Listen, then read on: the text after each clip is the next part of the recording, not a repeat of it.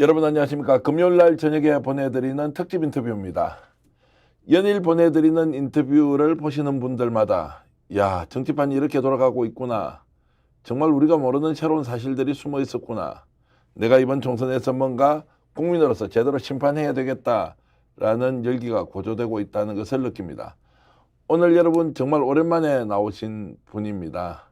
이재명 당대표가 제대로 하고 있는 것인지, 민주당에서 공천을 둘러싸고 내용이 있다고 하는데 그것의 본질은 무엇인지 설명을 듣고 싶지 않았습니까?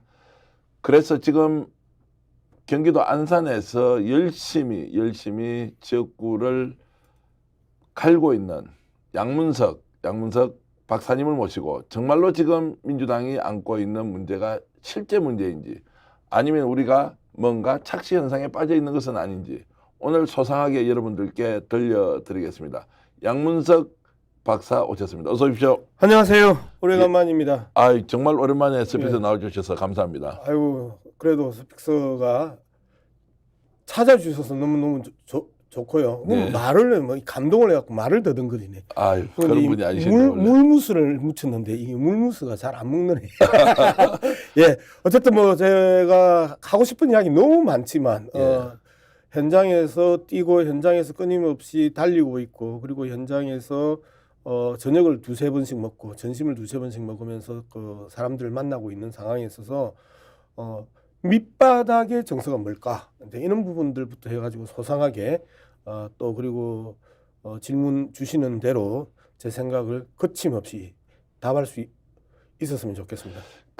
오늘 양문석 위원장 이렇게 이제 모신 이유가, 예. 양문석 박사님 모신 이유가 이재명 당대표가 이제 궁지에 몰려서 예. 사당화되고 있다. 예. 공천 과정에 문제 정말 많다. 갈등 해소 못한다. 예. 그리고 리더십 붕괴 상태다. 예. 거기다가 전직 총리까지 나서서 이재명 이러지 마라라고 하는 예. 부분에 대해서 예.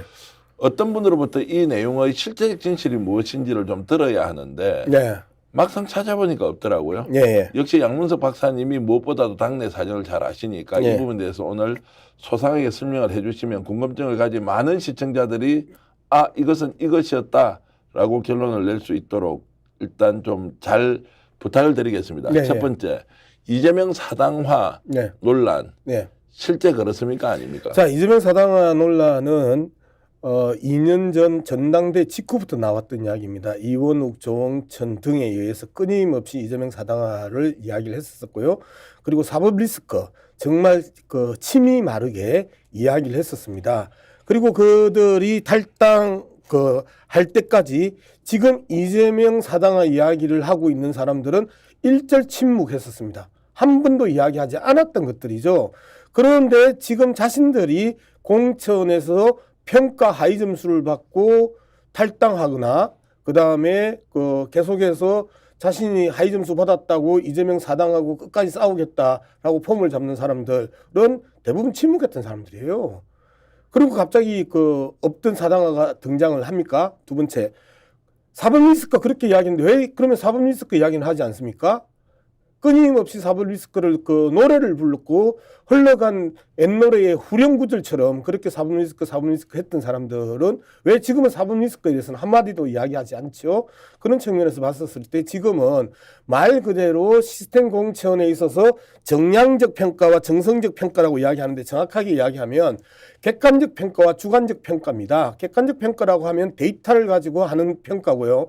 그리고 주관적 평가는 말 그대로 각각의 평판들, 지역에서 중앙당 한 사람, 그 다음에 지역당 한 사람 해갖고 두 사람이 그 지역의 민심, 특히 이제 예를 들면 상록갑 같은 경우에는 지역 민심을 들었고 그 지역 민심의 중요한 사람들한테 가가지고 전해철 의원은 그동안 어떻게 했는지, 전해철 의원의 문제는 뭔지, 전해철 의원은 뭘 잘했는지 이런 것들 평판을 쫙 들었거든요. 그런 평판들과 그 다음에 공간위에서 세 사람이 저는 이제 이 심사를 받았단 말이에요. 그러면 전해철 의원과 젊은 후보 한 명과 내가 양문석이 세 명이 앉아가지고 평가를 심사를 받았단 말이에요. 그래서 거기에서 이야기했던 게, 예를 들면 왜 안산시장 뺏겼냐라고 질문을 하고 거기에 대한 원인과 결과에 대해서 그리고 평가에 대해서 세 사람 다 답을 해요. 이러한 것들을 다 모아가지고 평가한 점수들이란 말이에요. 그런데 전해철 의원이 20%인지 10%인지 들었다 라는 부분 그 이야기가 아닙니다. 전해철 의원은 분명히 자기가 20% 안에 들지 않았다, 통보받지 않았다라고 이야기를 했고요. 지금 다른 사람들 이야기하는데 상록갑 예를 들면 그런 거라는 거죠. 그렇게 해서 평가를 했단 말이에요. 그러면 그 평가에 대해서 자신들이 알 것 아닙니까?